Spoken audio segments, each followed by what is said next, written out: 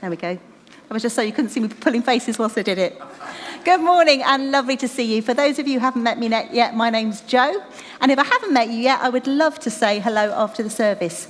Nigel and I lead the team here with a group of fantastic people. And we're so glad you've joined us for our all-age service today. And today we're starting a new series based on the theme of Churches That Heal. Buzz, if you could pop the first slide up, please, or Changes That Heal. We're going to have to be really careful about how we talk about this, because for a while we did call these series Churches That Heal, and we've changed the name, so excuse the occasional slip up of the tongue. And today, as we think about this, we're thinking about a man from the Bible whose name is David. Now, has anybody heard of David in the Bible before? Hands up if you have. One? Oh, loads of people have. Okay. So what can you tell me about him? Can you shout out one thing at a time? Or stick your hands up and I'll point to you and tell me something you know about David. You've heard of him, so what do you know about him? Yes. His name is David. Good start. We're all starting on the right place. Brilliant. Anything else we know? He was in the Bible. Yes, we've got that one. Anything else? He was a musician. He was a musician, thank you. And in fact, he was a songwriter, wasn't he? He wrote the Psalms. Yep.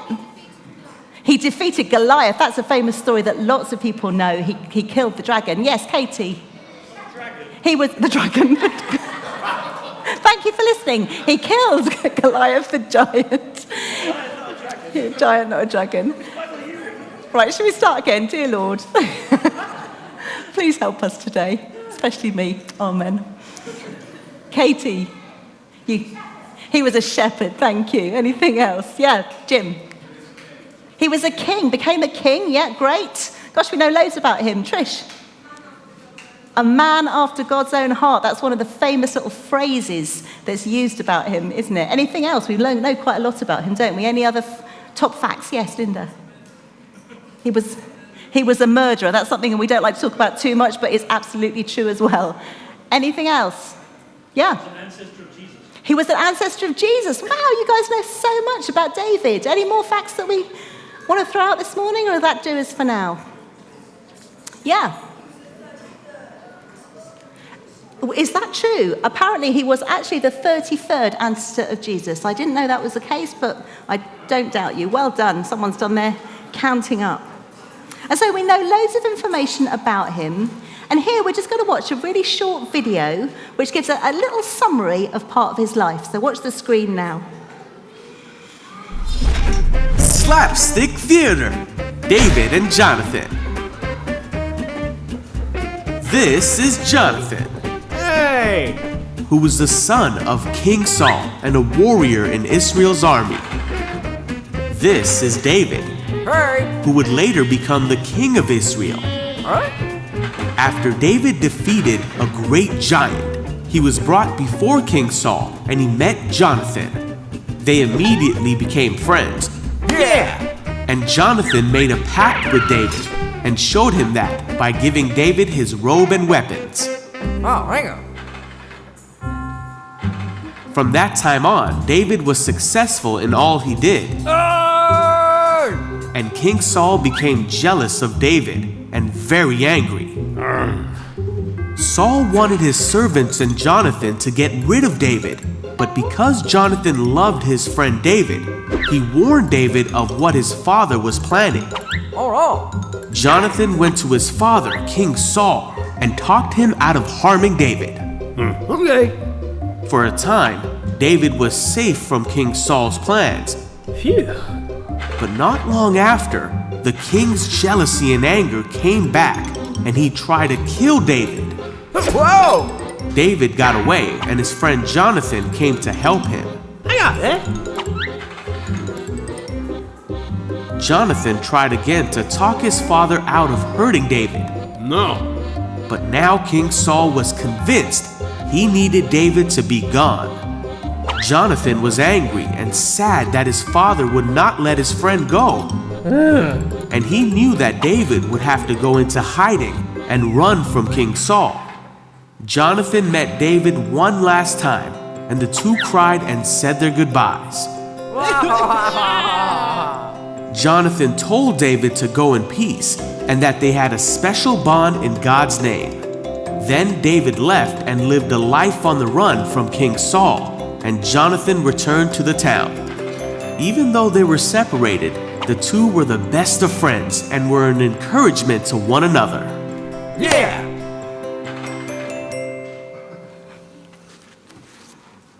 So we know a lot about David already, and today we're going to think about a special friendship he had with this guy called Jonathan. Can you pop the second slide up, please? That would be great, Becky. And here's a picture. It's not the picture of them, is it? It's a cartoon picture of what they might have looked like. And this story is a really long, involved story. You find it in the Bible in 1 Samuel, from chapter 18 all the way to 2 Samuel chapter 1. So we're not going to read it all today, but if you haven't read it, if you don't know it, I really recommend that when you get home, you do have a look at it in the Bible, because it's a great story. So David and Jonathan had an amazing friendship. And the reason we're talking about them now at the start of our Changes That Heal series is because they remind us of 2 important things. The first is the importance and the benefits of godly friendships. And the second is the importance of making choices about how we live. And we'll see those a little bit as the story unfolds. One of the things that probably all of us grown-ups know, don't we, is that the people we are now is shaped by our past experience. That might be our family relationships, the key people who've been in our lives, the things we've done, the ways we've been treated. Different things happen in the past that affect how we are in the present. And those can be positive things, and sometimes those can be negative things. Have you ever heard that phrase, like father, like son? Yeah? Or like mother, like daughter? And I wonder if, in a minute, you might like just to turn to people around you, maybe on your table, or if you're watching at home, great to see you, and why don't you chat to somebody who is with you? And think about, are there any characteristics that kind of run in your family? So for me, one of the things is that people in my family have often had jobs helping people. So my granddad and my nana used to run a nursing home. They used to look after and help a lot of old people. And then my mum was a doctor, a GP, and she used to help a lot of people. And I've got a job now where I get the chance to help people too. So that's something that's a good thing that happens in our family. So how about you in the families that you've come from, or the experiences you've had? Do you know any characteristics that you can see that are kind of coming down from one generation to another? Have a little chat around your table. I thought more.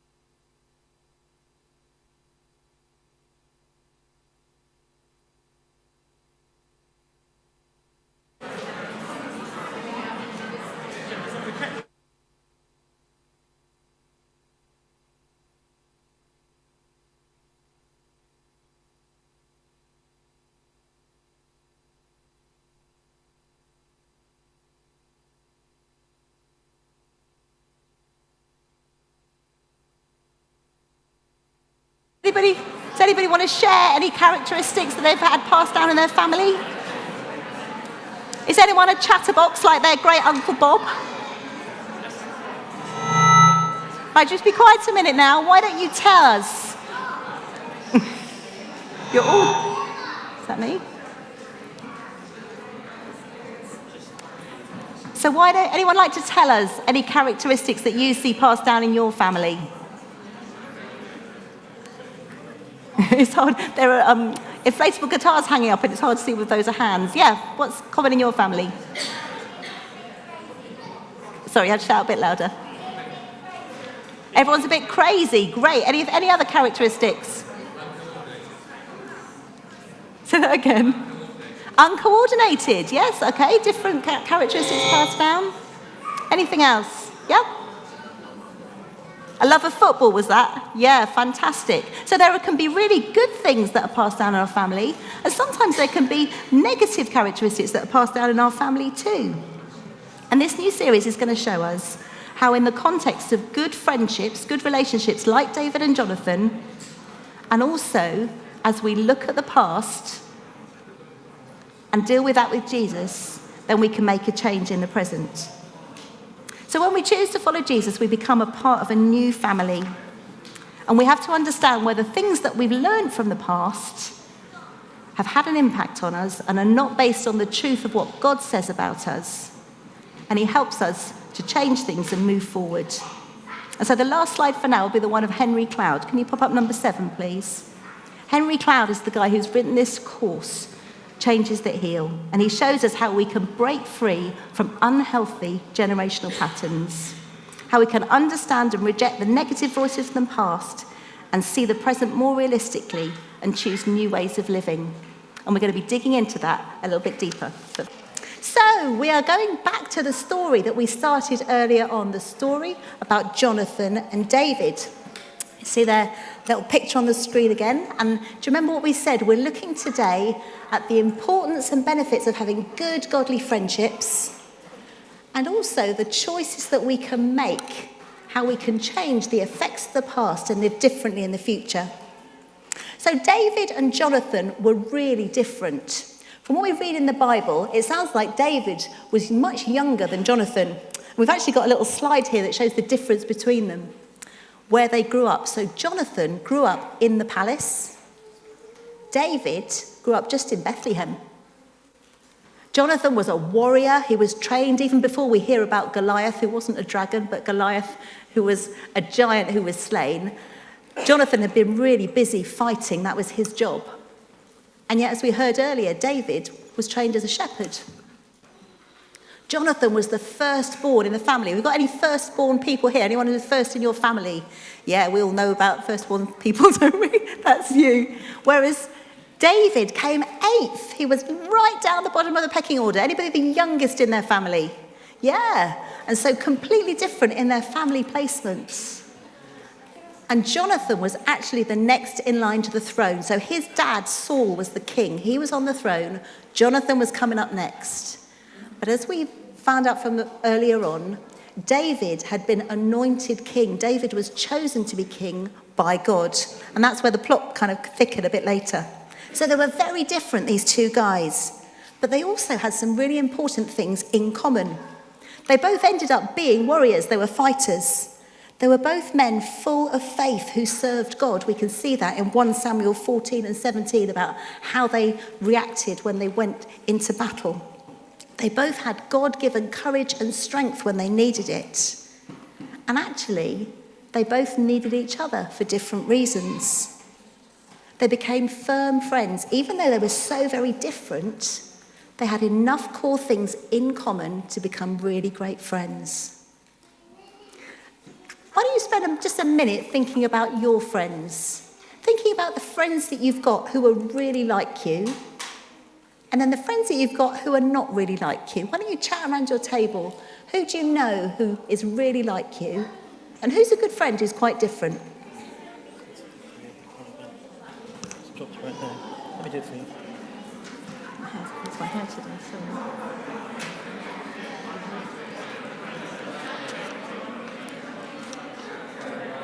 Is the other one on okay? Yeah, thanks.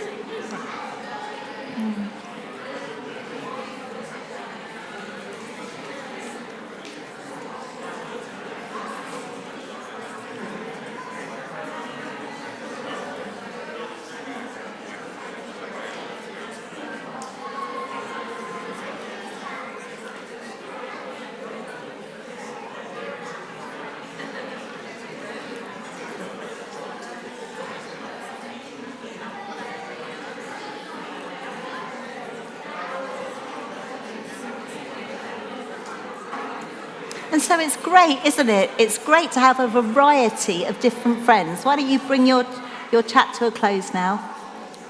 It's really great to have friends who are like us that we could maybe go to the football with or do similar things with.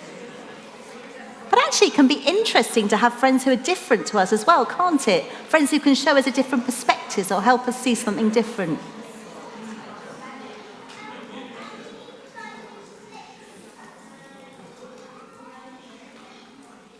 And there's a great difference, isn't there, in the kind of friends that we can have. As you know, when we started the pandemic, I joined Facebook for the first time, and I started off with hardly any friends, and now I have more friends on Facebook. But of those friends, lots of them, I wouldn't really say they were friends, would you? They're all people that I know and I've got some connection with, but they're not all the people that I would go to if I was really in trouble or I really needed help. There's a difference between those friends who you want to share your innermost secrets with and those people who are just kind of acquaintances and around you. And David and Jonathan had the privilege of this really special friendship of being people who could share everything with each other, who went through thick and thin together. And as I thought about their friendship, I was struck by 4 different things. The first is that friendship, real friendship, is a gift from God. The second is that friends help us stay strong in God. Then friends can see what God is doing in us, even when we can't. And friends love us deeply and sacrificially. And so that first thought, that friendship is a gift from God, I came across a really interesting quote written by the author C.S. Lewis. You might have heard of him. He wrote the Narnia books and lots of other stuff as well. And this is what he says in his book, The 4 Loves. In friendship, we think that we've chosen our peers. In reality, a few years difference in the dates of our births, a few more miles between certain houses, the choice of one university or another, any of these chances might have kept us apart. But for a Christian, there are, strictly speaking, no chances. A secret master of ceremonies has been at work. Christ, who said to the disciples, "You've not chosen me, but I've chosen you," can truly say to every group of Christian friends, "You've not chosen one another, but I have chosen you for one another." The friendship is not a reward for our discriminating and good taste in finding one another out. It's the instrument by which God reveals to each of us the beauties of others. Isn't that a lovely thing to think about? That actually, the Bible does tell us that God places us in places and gives us places to live. And he actually puts us in the same time and space as other people. That it's not random that we're all here. But what if God was the one who's chosen people for you to get to know, to be friends with? And not just so you've got a great friend, but also so that you can be a great friend to somebody else. So godly friendship really is a gift from God. One of my really good godly friends is a lady called Rosie, and we've known each other for over 30 years. And we met when we were at university together. On the first day of uni, we were in halls of residence, and my mum and dad left. I was a bit kind of emotional, and we were unpacking our boxes, and I had my back to the door, and I was unpacking bits and bobs. And this lady walked past, an older lady, and she looked in to me, and she said to her daughter, who's now my friend Rosie, "She's got a nice bottom." Right? She'll be a good friend. And so our friendship was based on the fact that I, fortunately, 30 years ago, had a nice bottom. But Rosie got to know me, we got to be friends together, and we've been through a lot together. We've been through thick and thin. We had children around the same time. We worked together for a season. And although I don't see her all the time now, we are still really good friends. That, for me, was a gift of a friendship at a time when I needed one. Maybe you're in a season now where you really need the gift of a friend. If that is you, why don't you just in this moment, why don't we pause and just ask God for the gift of a friend if that's what you need? So Lord, I want to thank you for friends. Thank you that they're a gift from you. And for those of us who need friends right now, we do ask for that gift, that we will be able to be good and godly friends, and that you will give us good and godly friends. Amen. And you know, as we carry on this morning, perhaps the Lord will just drop somebody's name in your mind. Someone he's going to suggest that you get in touch with, that you arrange a coffee with. Someone, not you have to go up to them and say, right, can I be your best friend for 30 years? But maybe if you're missing a connection at the moment, he's going to highlight somebody to you who you could just try out and see whether there's a connection there. I shouldn't say this because the camera's on, but perhaps you should check whether they've got a nice bottom or not. I didn't say that. Delete that from the tape. So friends are a gift from God. Friends help us stay strong in God. In this story, with all the twists and turns, David was really going through it. He was in a hugely stressful situation. There were ups and downs. He was honestly being hunted. It says in 1 Samuel 23:14 that Saul was hunting him day after day. He went to stay in a town, and he had to escape from the town and just go and live in the wilderness. He had to keep moving around to get away. He was in danger for his life. And yet the Bible tells us that Jonathan went to David at a place called Horesh and encouraged him to stay strong in God, or to find strength in God. And I don't know about you, but I certainly need friends like that. We all feel like we're flagging sometimes, don't we? We all feel like we're running a bit low on energy. Perhaps we've got doubt. Perhaps we've got prayers that we've been praying that we haven't seen answered. Perhaps there's crisis going on or stress in our life. And in those situations, it can be easy to think, I can't be bothered with this anymore. I'm just going to give up. It's just too hard. And yet godly friends are those people who encourage us to stay strong in God. It might be they send us a text, or they pray for us, or they remind us about the bigger picture.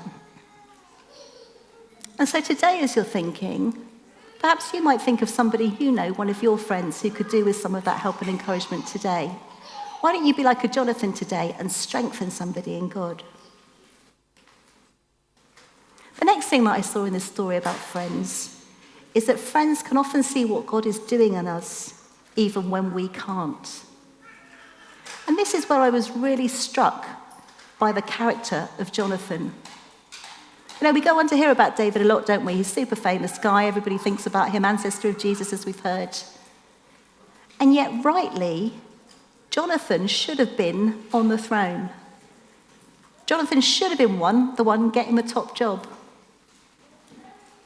And it could have been very easy for him to choose not to respond in the way he did. If he'd responded like father, like son, if he'd been like his dad, he would have been threatened, he would have been angry, he would have been aggressive, he would have gone after David.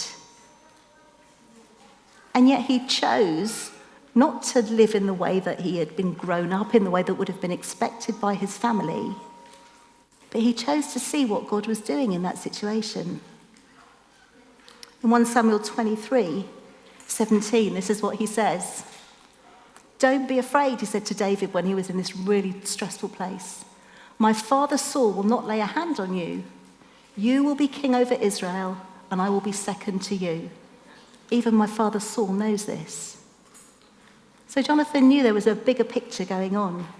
He knew that although he was in line for the throne, actually the person who'd been chosen to be the king by God was David. And Jonathan wasn't going to fight that. He wasn't even just going to go, "Oh, well, it's not me," and just go off in a grump. He was there to support him and encourage him every step of the way. What a friend.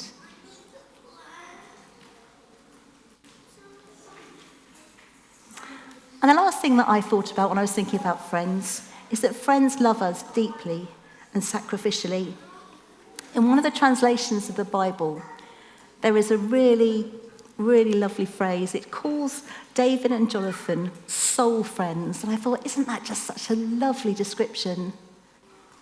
They're people who go through everything together. They're there to support and encourage one another.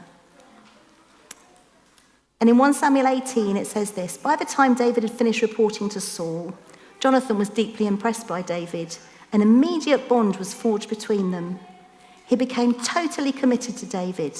And from that point on, he would be David's number one advocate and friend." Another translation you might have heard is where Jonathan says that the Bible says Jonathan became one spirit with David and loved him as himself. And so there was no sense there of competition, no sense of fighting against one another. But they actually made a covenant, a special relationship, a connection between themselves, and they promised that they would be friends for a long time, and that they continue to look after each other's families too, that their families would be friends. And in fact, that's what happened. So after Jonathan died, his son Mephibosheth went and lived in the palace with David, and he continued to look after him. So there are 4 things that I noticed about friendship from this story. Friendship is a gift from God. Real friends help us stay strong in God. Friends can often see what God is doing in our lives even when we can't. And friends love us deeply and sacrificially, even when it doesn't look like it's going to help them so much. And so as we think about friends now, there's one other verse that reminds me of, and it's something that Jesus said, and that was in John chapter 15, verse 13.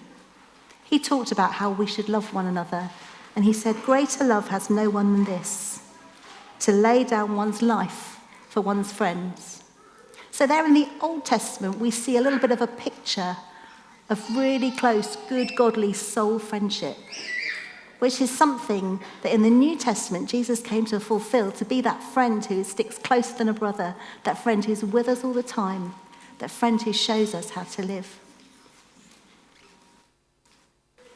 So whilst you just carry on finishing your different bits of craft, there's one little video to watch, which is a kind of sum up of the story that we were watching this morning.